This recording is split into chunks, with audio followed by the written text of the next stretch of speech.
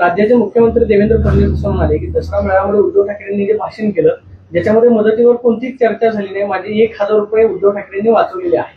फार कंजूस माणूस आहे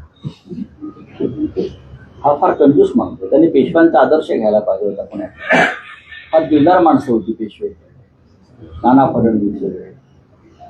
1,000ची पगी लावतो उद्धव ठाकरे. उद्धव ठाकरेचं भाषण जर तुम्ही काळजीपूर्वक ऐकलं तर त्यांनी शेतकऱ्यांच्या प्रश्नावरती आवाज उठवला. शेतकऱ्यांना कशा प्रकारची मदत द्यायला हवी. बरं काय देवेंद्रजी कानात बोळे होऊन बसले होते का ऐकायला हे भाषण.